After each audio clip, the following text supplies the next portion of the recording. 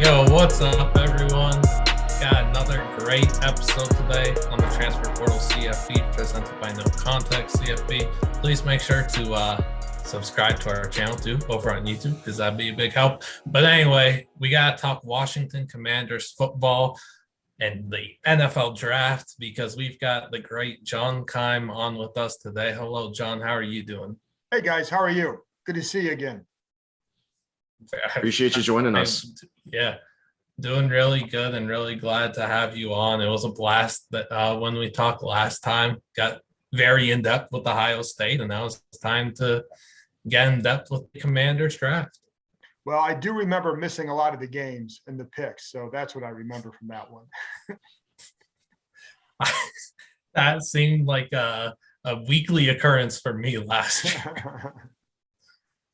Yeah, just really excited to talk Commanders draft with you. We've been doing a lot of draft coverage, a way that we're trying to separate ourselves from other college football outlets. And, we want to make this more, the NFL draft more of a college football thing. So we're glad to have you on and talk about this.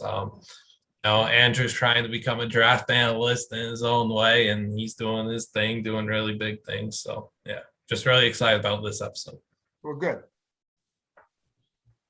So the first thing that we got to ask you, what do you expect the Commanders to do on day one of the draft? Like, what are you hearing in Washington thus far? Well, what they won't do is draft a quarterback, not after getting Carson Wentz. And there was initial thought that maybe they'd still take someone in the first round. That's been made pretty clear for a while to me that they would not. And then Rivera has pretty much all but said that publicly. They still may take a quarterback at some point, just not in the first round. So take that off the list. I think the prime positions at that pick, or the prime, I'd say a couple positions, the position is receiver. That's going to be a pick for a lot of teams throughout that first round where you say you could get a good receiver here. They could use a good receiver. So that's a distinct possibility as a receiver. The other one is safety but only if Kyle Hamilton falls to 11, because he can fill a role for them that Landon Collins played for them in that they have that Buffalo nickel package. They need a big hybrid linebacker safety to fill that role, and they feel Hamilton can do that. So that's more player than position, but they definitely want to fill that position.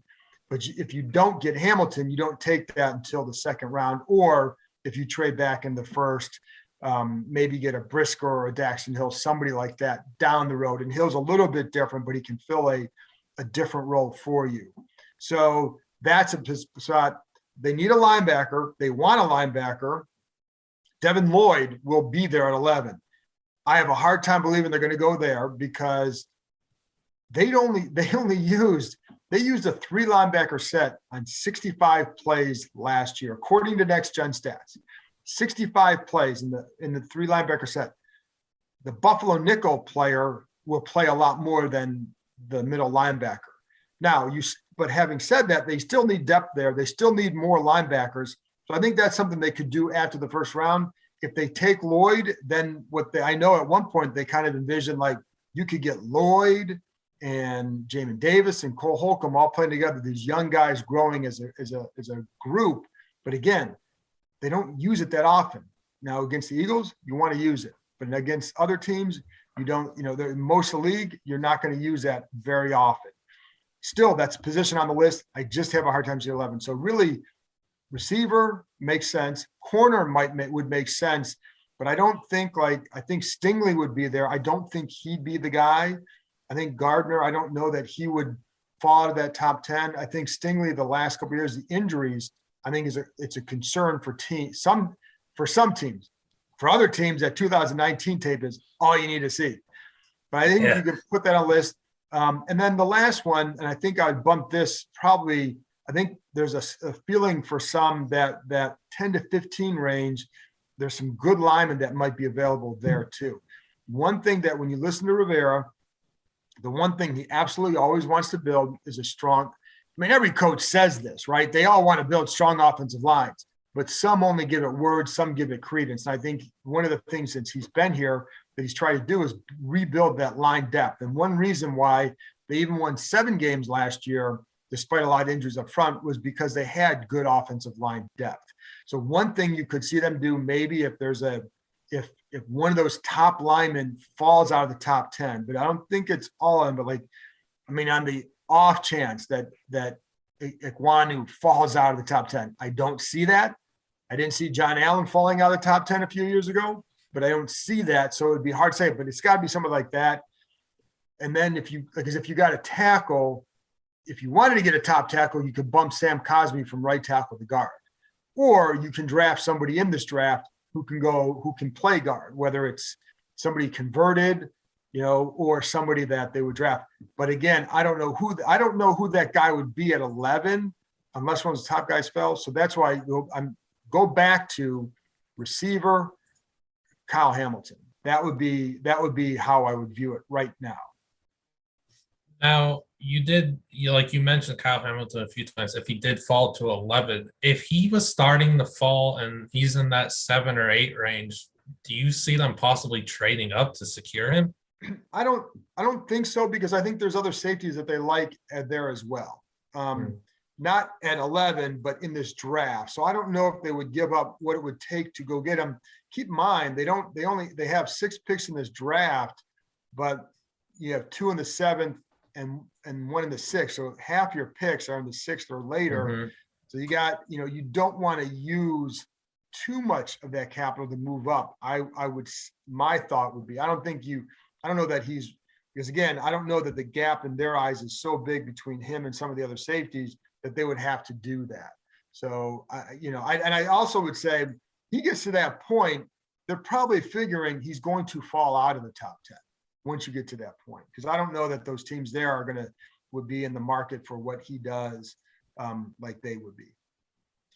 Yeah, I wanted to add one more thing. You talked about wide receivers. Do you think there's a specific one that they might be targeting? Maybe a Jameson Williams, maybe a Garrett Wilson? Maybe a Chris Olave? Definitely. There you go. There's a lot of top wide receivers. Yeah, and I mean, I think Jameson is a tough one for them. Well, first of all, I mean, I think he's going to be a really good player because he's got that speed and he's got that game-breaking ability, and I think he can help you in multiple ways because of that. But coming off that injury, I don't know if this team is in that position where you're going to be able. Would you take a chance on somebody in that spot, especially after going through a year last year where Curtis Samuel was not available most of the year because of an injury? Now, by all accounts, Jameson's going to be fine, but I think that would be one. I don't know if they would or not, but I think you have to put him on anybody's list because I think he's that much of a game breaker, and that's what you want. And especially like one thing with him, and I think Olave is part of this as well, is not just beating you deep, but on those crossers too. And that's where, running away from guys underneath, that's been a big thing since they got Carson Wentz. It's not just the downfield stuff, it's the shallow crossers and the timing of those crossers, which is where they felt was a little bit off with Taylor Heineke. So if you get a guy who's got a little bit better timing on that and can see over the line, get it to him, now you got a chance to let this guy break something. So that's where Jameson would come in as well. Garrett, but I think like of the Ohio State guys, it's the feeling I've gotten from some talking to other people is that I think Washington would take Olave over Wilson. I think the question I'm not sure yet would be, would they take Drake London or Olave? And then the Jameson question, because I think that's a big one. But I think Olave has impressed a lot of teams during these offseason workouts. And it's funny because when you see these projections for guys in the mocks, sometimes you're seeing him being drafted in the 20s.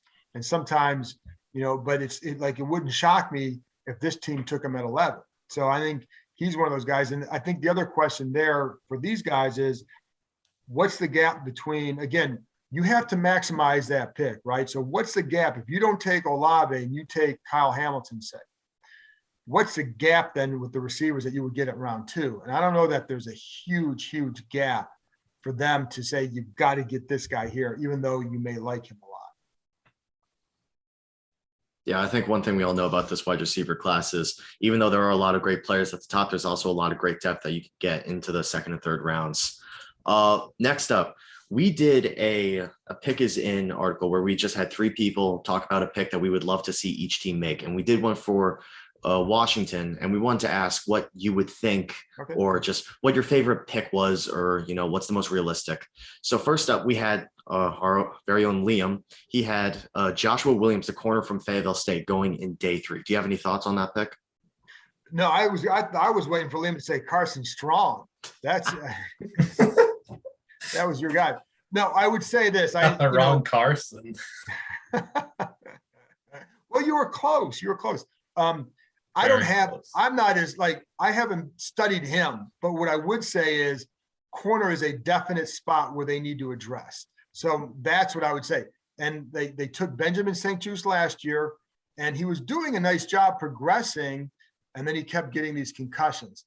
I definitely think they want to improve the depth there. And so corner is on that list. And that's why, you can look at a Gardner or Stingley in that first pick because I still think first of all, you can never have enough good corners, but they need more depth at that position. So I do think that would be a wise position to address. Absolutely.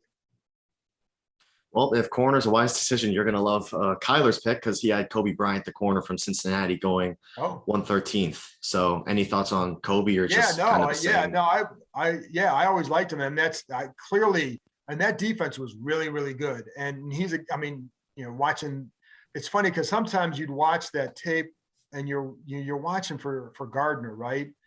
And then you think you're watching Gardner, and it wasn't. It was Bryant, right? So because you couldn't, if you can't see the numbers and you see, oh, that was a really nice play, that must have been Gardner, and then you go back, oh no, it wasn't. And so I think again, same thing. I do like him. I like that defense a lot, and so I think that would be a good pick. Yeah.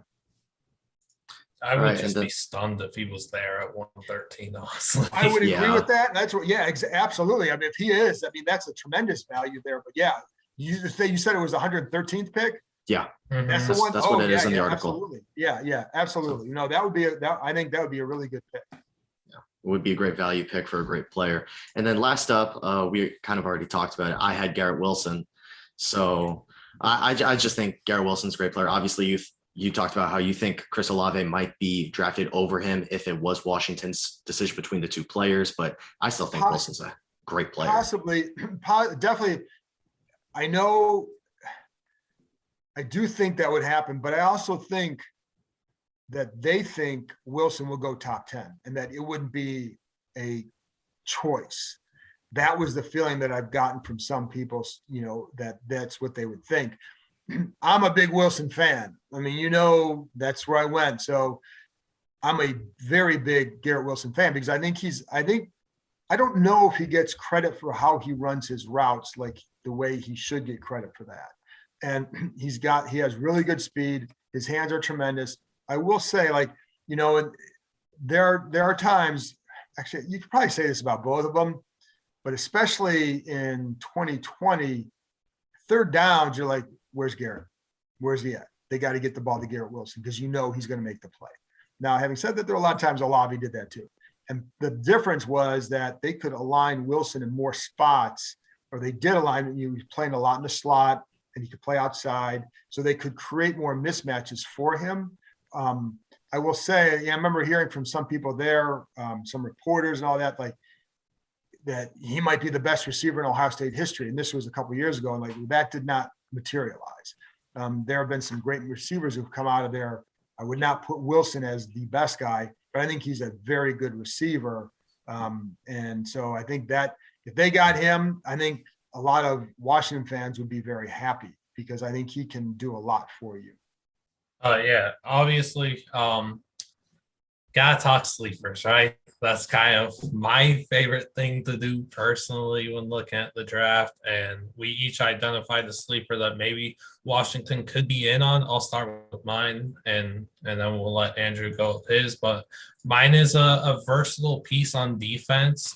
Sterling Weatherford from Miami of Ohio. He's getting the opportunity to try out as a safety and a linebacker. This is someone who was even lined up off the edge and pass rushing opportunities. He's really someone that can play everywhere. I think he's going to be a pest to game plan against if he's given the correct opportunity to grow and thrive in these next few years. Somebody that could really, keep offensive coordinators up late at night trying to game plan against them. I kind of have the feeling that he might drop a little in the draft due to teams thinking like they're not exactly sure how to use him, which I hate that. But I just think Sterling Weatherford's a really good piece that could play literally everywhere on the field, be an impact defender for years to come. So I would love to see Washington potentially grab him. Do you think he could be in that hybrid linebacker safety role then? For sure. Then that's again, that's what they need, and that's what they want, absolutely. And the one thing they're very big on, one of the things they're very big on is position versatility. I think most coaches probably are, but it became a buzz over the last year, especially. It became a popular phrase here: position versatility. And whether it's from the draft, you get to training camp, you hear it more and more and more. So yeah, I think a guy that has that would certainly have to be on the radar, just because, again, Buffalo nickel package, they need to fill that role. And if they don't have Landon Collins, so you've got to get somebody. And so whatever they draft as safety is going to probably be somebody who can play that hybrid role.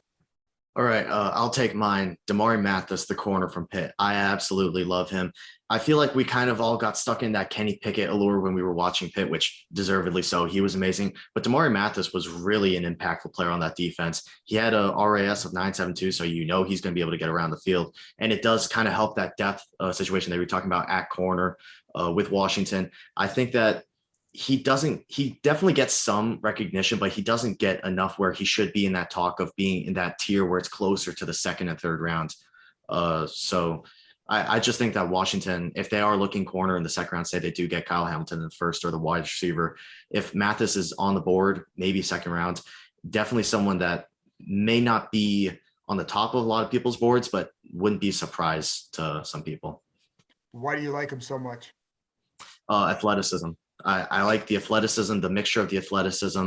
He's not super small. His ball skills. I mean, I want to say one of the plays he had in the ACC championship was either a pick six or close to it. He just has those flashes that I like. And that, like, again, the depth is a massive thing for them. And I don't think they had good depth at corner. And the other thing too is not just the depth. Like, the reason why I go back to, God, I love watching Derek Stingley's that 2019 tape. It was so good. But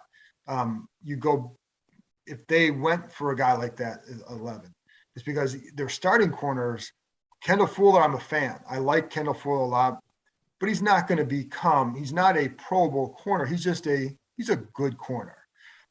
William Jackson struggled in his first year to adapt to this defense with Washington last year, the corner they signed from Cincinnati. He's not like, they wanted to play a lot more press man with him. And with that defense last year, it didn't quite work that well. And the defense played better when they went to more zone coverage, mixing in some man versus a lot of man mixing in zone at the start of the year. So I think, but the point is, Jackson still has to show that he can be a primary guy for them. And if not, then you better have that guy somewhere. But you still need depth. Again, St. Juice is coming off the concussions. There were more than a few of those. He had several concussions. And how is he going to respond to missing all the time and then come back year two? But again, and after that, there are guys that you certainly could replace if you have to, and if you get somebody better. All right, sleepers aside, let's talk 2023, because even though 2022 hasn't happened yet, you might as well. So Liam, what's your 2023 draft prospect that you want people to keep an eye on? Yeah, so I had to keep it a little DMV themed here. We're going with Rakeem Jarrett, the wide receiver from Maryland. I think, honestly, I think the sky is not even the limit for this kid. I think there's a whole nother potential that he could tap into and really take off and become something special.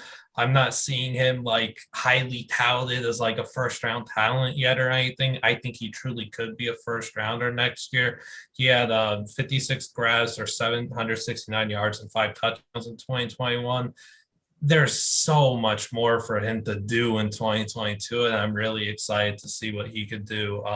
We saw Stephon Diggs, obviously a DMV kid, thrive at Maryland, go in the 5th round for no reason in the draft. Never understood that one. Never understood that. I was baffled. I didn't get it. That same mistake can't be made with Jarrett. He's going to be a lot higher on people's boards. Yeah, he made plays for them. He made plays. Mm-hmm. He's got like lethal speed and just rare explosiveness, sticky hands. He's super confident in his abilities, and we haven't seen the best of him yet. And I know that year after year, he's only going to get better. I'm investing in Raheem Jarrett. I advise everyone else to do so. And, maybe he ends up playing his pro football in the DMV too. No, he's a playmaker. He's a guy, because even though I live here, Maryland football is not exactly high on the list to watch, but I've seen that. I know that kid. And, you watch a little bit, but if they play Ohio State and all that, that kid because he's a playmaker. So yes, I think he's definitely somebody to watch going into the next year. I'm going to stick with offensive Big Ten weapons. Brevin Spanford, the tight end from Minnesota. Not the biggest need for Washington because we know they have Logan Thomas, but, it doesn't hurt to have a little bit of depth. 6'7" for Brevin Spanford, but he doesn't run like it. Brevin Spanford, you don't think of offensive playmakers at tight end for Minnesota because they're such a run-heavy offense, especially the last 2 years. But not only can he block, but he is great receiving the ball. There were multiple times this last year where he hurdled defenders. A 6'7" tight end from Minnesota doing something like that is kind of crazy. So I think that he's a guy that, especially with the return of Kirk Shiraka from Minnesota's offense, if they get the pass game going more, a lot more people are going to understand how good of a player he really is. See, I think tight end is a spot to watch for them because, I think even this draft as well, Logan Thomas is coming off that ACL. For this year, and I know that your prospects for next year, but for this year, Thomas might not be back till September. We don't know yet. You have John Bates, who I thought had a really good rookie year. And then you also, after that, they lost Ricky Seals-Jones. You don't really have that guy after him. Now you have Samus Reyes, the kid from Chile, who, played last year. It was his first year of organized football. I think if he becomes a good blocker, a consistent blocker this year, that's a win for them. So they need somebody else. And I say that because I think they could be in a position next year as well, where you still need to fill out that roster. And a lot of it will depend on how Reyes develops. And if they get somebody here, how that person develops, because you could be right back next year looking for another guy at that position to complement a Logan. And Thomas will come back at some point. And by this point, by end of the year, you could say he's Logan Thomas again, the same what he was before he got hurt. But I still think you're going to need to build that spot out if you don't get a guy this year. So that could be a spot to watch in 2023. I mean, even this year's tight end class, if they were to take a guy on day 3, they're still going to get pretty dang good talent at tight end to fill out their room and maybe, find someone that could grow into a key piece. So we'll definitely keep an eye on that. Yeah, and they don't need a primary guy there. They need a guy who can add depth and be a pass catching threat. So, that's what they need, because Thomas will give you that when he gets back.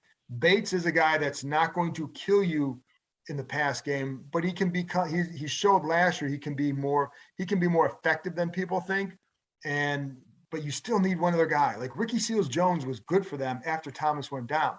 Different player, but still help them. They need to find that guy somehow, whether it's after the draft or in this draft. So yeah, I think that's a spot. The thing is, what they really need to do is get more picks in this draft.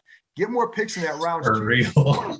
Right. Like, as I keep saying, every time I talk about this, I'm like, well, they could look for this position in round two. Next thing you know, I got him taking 5 guys in round 2. Well, you can only take 1. So you better get some, and they don't have a 3rd round pick. So you better get something else there if possible. That's why at 11, what we didn't talk about was trading back. And if they can get somebody to trade up, I think that would be a desired outcome for them. So you can pick up more capital in that sweet spot, which to me is 2 through 4. I think trading down for them would be, especially if they were considering taking Olave at 11. I think trading down from 11, just maybe a few spots to the later teens, early 20s. Right. Hopefully get Olave there, build capital. I think that's a really good plan. And then just speaking to that receiving tight end, maybe Cole Turner from Nevada, red zone threat, very good receiving talent. Yeah, maybe that's somebody to look at. I would be partial to Jeremy Ruckert at Ohio State. I've always thought that he would be, I've always thought he'll be a better receiving threat in the NFL than he was in college, because you look at him in college and look at the talent that was around him at receiver. He had no chance to get a lot of balls. I think he could be a bigger threat in the NFL. He's more middle of the round, middle of the draft kind of guy. But so there are, so that's why I'm a little partial to him, because I saw him, but I do think he's a guy that you could get later in the draft that could help you. That's a good name to connect to the Washington Commanders that we should look out for. And we greatly appreciate your time on with us today. And before we let you go, just wanted to ask you, your favorite Dwayne Haskins memory. He left a positive, impact on a lot of lives and was so good to so many people, including my brother, and just, want to know what your favorite memory was from Mr. Haskins. Well, before I say the memory, I do want to stress, like, he was a really good kid. And obviously there were ups and downs in Washington. What wasn't up and down was the fact that I thought he was a really good kid. And that's, in the end, that's all that was going to matter. And you could tell because of how players reacted to him. And, always, he's an upbeat guy, loved to smile a lot, but players wanted to see him do well because they liked him.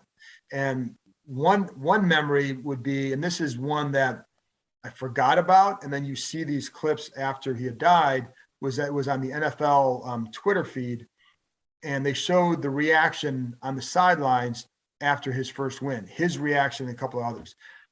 He had this huge embrace with Kevin O'Connell, now the Vikings coach, then his offensive coordinator. And it was a tight embrace. And it was a kind of embrace. It was like, you see those, like, after win, you go, boom, get the little bro hug and you bounce out. This was like almost like I haven't seen you in 5 years. You're coming back from the war type of embrace. You know what I'm saying? Like, there was that much emotion in it.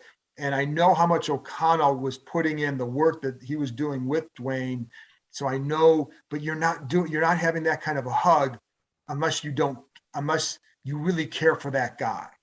That really spoke volumes to me, is that tight embrace. And then the other guy right after that went up to him was Morgan Moses, their right tackle at the time. Moses had been working with Dwayne too, talking to him a lot about just how, like he does with a lot of young guys. How do you be an NFL player, right? What is your responsibility? Doing all that. Morgan went up to him and had that same type of embrace, that there was just extra meaning to it. And you don't do that unless you have a deep feeling for that kid. And I always liked talking to Dwayne, because Dwayne would call me by my name. He knew that, and it sounds like a small thing, but for reporters, people don't always know who you are or what your name is. He did. And I think it was because I felt like I had a decent relationship with him, where I could sit down with him and ask him questions without pushing him into a corner, without turning it into something that it didn't have to be, just questions, right? And I always liked talking to him, because I always felt like I got good answers and had a good conversation with him. So I enjoyed getting to know him as a person. And it was a lot, I had several times where I could just sit down, he and I always liked him. I always thought he was a good kid. And I remember even after his first start, they lost at Buffalo, a game. It was his first start his rookie year. He did not have good relief appearances before that start. So there was how's it going to go? And I remember being on the field before the game and I watched him warm up, and, I saw that the week before a little bit, or one other previous week where you could see, you watch how guys react, right? Or how guys warm up. And I saw the kid that I watched in college, the energy that he had, the confidence that he was showing. I'm like, that's the guy I knew. And I even said to him after the game, like in the locker room, they didn't win, but he did have a good game against a really good team. I remember even just saying, I saw that confidence that I had watched in college. And he agreed. Like he said, he felt better. He felt more prepared. He felt so, but it's like when he was like that, man, there was just a lot of energy around him, and players like that. Right. And I think, but this is all built up to the first memory I really have of him. When he was at Ohio State, his second year there, was the backup to JT Bear, and he'd get into some games and you knew who he was. Growing up in the DMV or living in the DMV and him playing here, you knew who he was because you knew the name, and I knew he was going to Ohio State, and I knew he was a big time recruit. So watching him that second year, he'd come in against certain teams like, wow, I can't wait till this kid is ready to play, because you could see the arm talent. And then other games would be it'd be a little bit up and down because he's second year. But he goes into JT Barrett gets hurt against Michigan. And Dwayne comes in. They're losing in that game. They're losing. He comes in this second half. First series, not the first play, but the first series. They have a 3rd down and 13. And that kid sticks a bullet on a seam ball on the right side. And I get choked up thinking about it, because that's going to be my memory of him. He had a great year the next year. But that play and that situation to make that throw, and if you said to an Ohio State fan, 3rd and 13, I damn well guarantee you they're going to know what you're talking about, because that throw was that's a Sunday throw. That kid's going to be playing on Sundays because that's a throw you make. And at that point, I'm like, I can't wait to see what he does the next year. And sure enough, 50 touchdown passes the next year.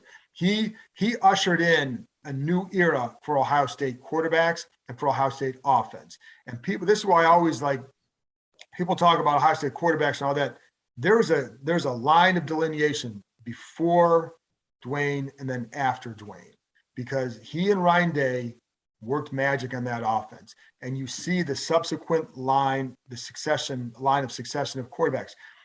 Dwayne helps get Justin Fields there. Now you got CJ Stroud there.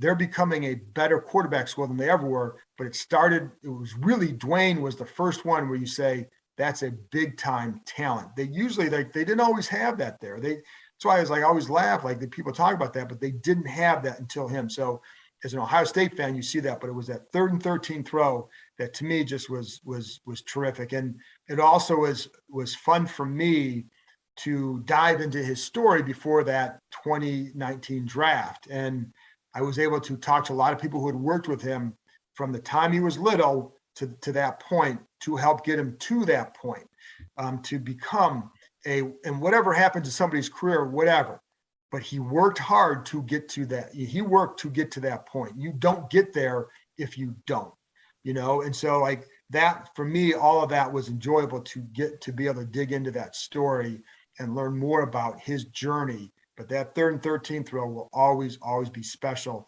And I think that's one of the things that really, it hurts for me, because, that a dad and a mom are grieving, and a sister is grieving, and friends are grieving.